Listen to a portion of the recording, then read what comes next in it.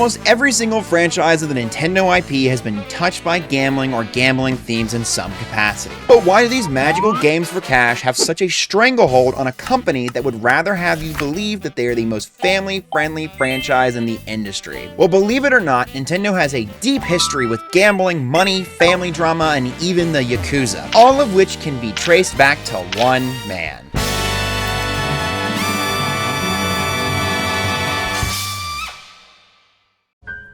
Well, to understand all of that, we actually have to take a look back at Nintendo's history, all the way back to its founding in playing cards in 1889. But based on the official Nintendo timeline, we would actually get a pretty decent high-level view of the different events that would take place between the founding of Nintendo and the launch of their first home console in 1977. But as comprehensive as this timeline is, it still doesn't tell the whole story. Well, even before the founding of Nintendo, we had to understand that there was a ton of anti-gambling and anti-Western sentiment in Japan in the 17th century. And there would even be laws that would close Japan off to Western culture, influence, and goods. And one of those things was Western-style playing cards that was typically used in gambling. Of course, you should know that outright bans of anything without curbing demand just end up creating black market economies or people to seek alternative methods to achieve those desired goods. So people who would traditionally seek gambling actually found alternative games to play to gamble on. And the most popular way to participate in this less than savory habit was to use Hanafuda cards. And Hanafuda cards was the exact thing that Nintendo was founded to produce. Now going back to the founding of Nintendo, we have the entrance of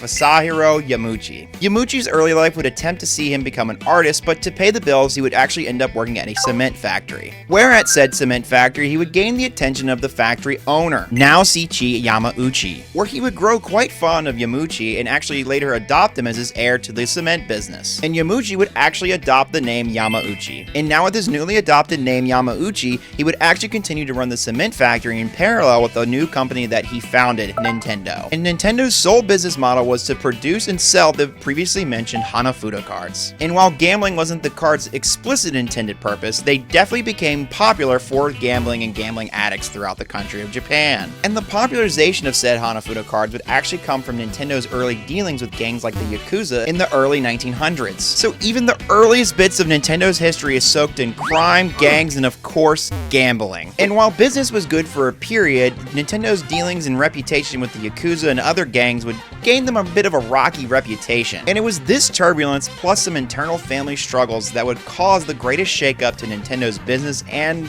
business leaders. And as the 1930s approached, Masahiro Yamauchi would seek a successor to the Nintendo business. But it being 1930s Japan and it's still operating under very outdated patriarchal succession practices, one of Yamauchi's two daughters' husbands, Sekiro Kinda, would actually inherit the Yamauchi name and the company Nintendo in 1929. But Sekiro would go on to have relatively minimal impact on the company, especially through the wartime period of Japan, basically only modernizing a little bit of the offices and just keeping the company afloat. However, Nintendo's most pivotal president would actually come to rise during this time and succeed his grandfather Sekiro, entering one of the most badass presidents since Reggie, but also extremely controversial. We see Hiroshi Yamauchi become the third president of Nintendo. Born to an affluent family, Hiroshi would actually seek out a law degree, but would be forced to work in a wartime factory during World War II. However, things would change drastically when his grandfather Sekiro actually suffered a massive stroke that would make him unable to continue being the president of Nintendo. So in 1949, Hiroshi would rise to the presidency, but not without taking some pretty big swings. He was known to be an arrogant businessman and fired most of the staff associated with his grandfather at Nintendo when he took charge. He would change the company's logo to better represent the brand, and he would actually change how the playing cards were made by switching to plastic. And through the decade, Hiroshi would go to grow the company of Nintendo by striking major deals, such as the one with the Walt Disney Corporation to produce the playing cards with Disney imagery on them. And in 1959, he would actually make Nintendo a publicly traded company. While he may have been very successful in his business endeavors, he was also very controversial for his anti-labor business practices. Like in 1955, where Hiroshi would actually try to centralize a lot of the factory work that was happening for the playing cards.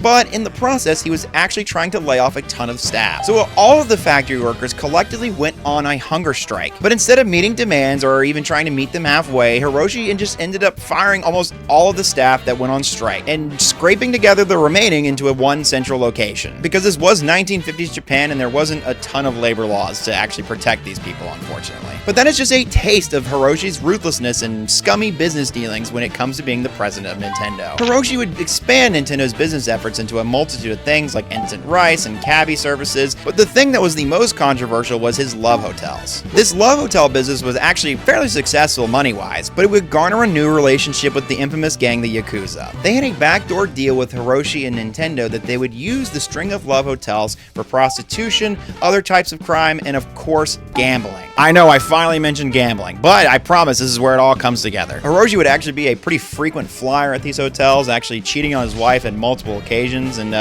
yeah, it wasn't great. Up until the bad press at these hotels finally forced Hiroshi to sell them and move on to a different business venture, where he would be convinced by fellow Nintendo staff at the time to move into the toy and electronics industry. Which brings us finally to that other point on the timeline in 1977.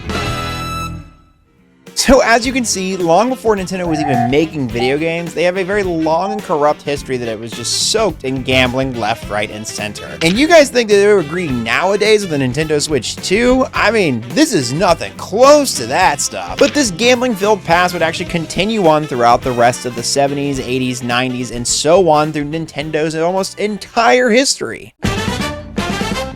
But moving into the Nintendo Entertainment System and Famicom era, Nintendo themselves wouldn't make games with gambling and gambling themes in them, but they would approve games that had gambling in them and even were produced by some casinos. Which is particularly interesting because the entire point of the Nintendo Entertainment System was one, that it was marketed towards kids and it was a toy for the family living room. And two, Nintendo was basically known for bringing back the gaming industry in the 80s with this console because they had the Nintendo seal of quality. But for some reason, these almost shovelware-esque video games that were produced by literal casinos would make their way onto the Nintendo Entertainment System. But to list some of my personal favorites, you had games like Caesar's Palace, Casino Fun Pack, and the absolute best out of the group, Casino Kid and Casino Kid 2. Alright, I didn't say they were the most exhilarating games, but it's incredible that Nintendo even allowed these to be on their console in the first place. And these types of games actually continued throughout Nintendo's history, if not only got worse as the console generations went on through the Nintendo 64, the Nintendo DS, the Nintendo Wii, 3DS, so on and so forth, and even today on the Nintendo Switch and Nintendo Switch 2. And that's not even to mention that some of these games just suck. They're like not even fun to play. I mean, look at this gameplay, man. This is just utter dog shit. And it's even more incredible that systems like the ESRB rating system would actually rate some of these games rated E for everybody on Nintendo consoles and other consoles that aren't even Nintendo. But Lara Croft and her triangular chest, nope, that's rated M, baby. No siree, Bob. But if we can teach every child in America how to spend every little penny they can at Caesar's Casino, that's worthwhile. Put it on the shelves, sell it to little Timmy, churn it out, and we'll make a big buck on this thing. I mean, gambling in America is basically a rite of passage, right? And Hiroshi himself has a horrid history with gambling as well, so it's actually only natural these games actually made their way to the Nintendo consoles. But games like Super Mario World, Mario Bros. 3, yeah, same exact type of quality as Caesar's Palace over here. Nintendo seal of quality, stamp approved. Now, I know Nintendo didn't actually make these games, and yes, they are guilty for approving them for their consoles, but you can only get so mad at them, you know, especially considering that the gambling used to be basically in-house at one point in their company. Which is what I would say if some of their first-party games didn't have some of the most famous examples of gambling in children's games to date. So we're going to break down all of the different ways that we see gambling in different Nintendo games, with the first category being gambling but not. Things in games that appear like gambling or casinos, but you really aren't doing that at all, and you're not really winning anything out of these casinos or any kind of game that you're playing within the game. Next up, there is diet gambling, which is basically using gambling themes to play a game, but you're not exactly rewarded for it. But it's something that you would probably see in a casino or something casino-like. And then I'm going to give you two examples of the most egregious outright gambling, might as well put a credit card straight into the console type games that are out there produced by Nintendo. So to start, the gambling but not category includes a lot of amazing titles from Nintendo. Games like Mario Party, where you are playing games for chance and for in-game currency, but it's not exactly akin to gambling and more so like a Monopoly game. Also, there's other games like Mario Sunshine where the casino in the game is actually not really a full-on casino that the player can interact with. There's just little casino themes that you use to unlock puzzles to get through the rest of the level, but there's nothing you can actually gamble on or win in the casino. There's also examples included in the Legend of Zelda series like the Sploosh game, and also you have the shuffling game from Tears of the Kingdom. But the best example in this category would probably be the turnip market in Animal Crossing. The turnip system uses gambling themes but is more akin to the real-world stock market, which some consider to be a gamble depending on the volatility of the things that you're investing in. And I remember during the lockdowns of 2020, there was real-world currency attached to these turnip markets. There was basically black markets created for these different turnip prices, and people would just be rushing into the different islands to make sure that you could get your every last turnip sold when they just actually could just rewind time and kind of cheese it their own way. But for some reason, we all had to have it, and we didn't quite understand it at the time. It became pseudo-cryptocurrency for cozy gamer girls, you know, but I digress. But then you have the diet gambling games where there's just these light micro examples of different gambling and gambling games within said game, such as the Don Pianta Casino and Paper Mario and the Thousand Year Door, which this is pretty much straight up gambling, but there's only one game you can do in the remake, which is basically like a slot machine, but it's horizontal. It makes for fun, and you technically can actually blow all your money here, but I don't know. It's not the most egregious example out there of gambling in a Nintendo game. And then, of course, there is the item minigames first found in the Mario Bros. 3 games, where you would have to pick between 3 different chests to find a different item. There's also different matching games and another kind of almost like slot machine that you do to get items within the game. Again, not getting money per se, but you would actually get items and power-ups throughout the game. And if these examples were not horrible enough for you, we have to talk about the 2 worst instances of gambling in any Nintendo series. And the first would actually come in one of the best remakes for Mario 64 for the Nintendo DS. I welcome you to Luigi's Casino. In Mario 64 for the Nintendo DS, there would be these mini games that you would play that would be represented by each of the characters that you'd play as in the game. And for some reason, Luigi's category is literally all variations of casino games. Things like slots machines, things like roulette, things like matching, and the worst and most egregious of all is the 5-card matching game. This game walked so that Balatro could run. That's all I have to say. And I mean, what's not to love about this? It's a great casino vibe. Luigi's all suited up in his little dealer's outfit. You got the Toads in the background walking around all sexy like delivering everybody drinks. I mean, it is just absolutely absurd that they let this be on a Nintendo DS rated E for everybody. But I cannot tell you how many hours I sunk into this casino area, especially the 5-card pickup area, where I just, would always get so close to the 5-star level that you would needed to get everything cleared out for this minigame area. But I just could never get across the finish line because Luigi would always just you right at the end of the line. But if a literal casino was not egregious enough for you, what if I gave you multiple literal casinos from the Pokemon games?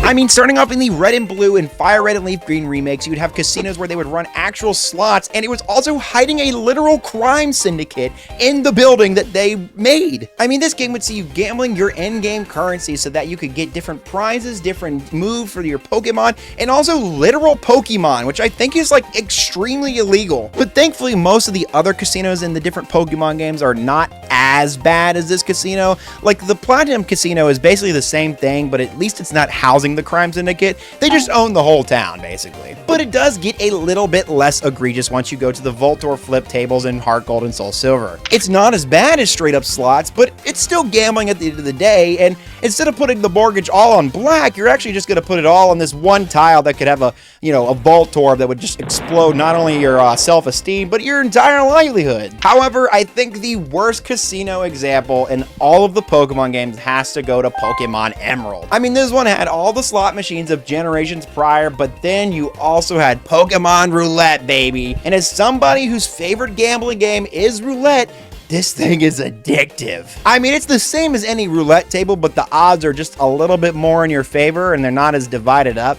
so the wins aren't as big. But when I was a kid playing Pokemon Emerald for the first time, I actually spent all of my money in the game on these roulette tables, and I had no idea how to get more money other than to battling a couple other trainers, and I basically had to finish the back half of the game without any items. And it's crazy that I'm probably not the only one who's had that experience. So Nintendo has an insane history with gambling, and they probably won't include more gambling in their games in the future, not because they didn't want to, but because the ESRB rating system has now changed a bit, that you have to automatically rate your game T for teens if you have any kind of gambling themes within them. And I'm not here to blame society's gambling problems on Nintendo. However, I will say this: if you struggle with gambling or gambling addictions, I would rather you any day of the week play any of these Nintendo games that have the gambling or gambling themes, just so you can scratch that itch. And if you do have that addiction, please call the gambling hotline I'm going to link in the description below. And while it is fun to talk about gambling and gambling themes and Nintendo and how crazy,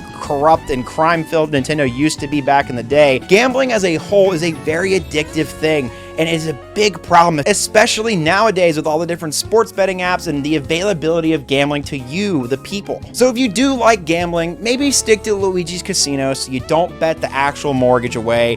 And if you need help, please go get it when you can. And as always, thanks so much for watching.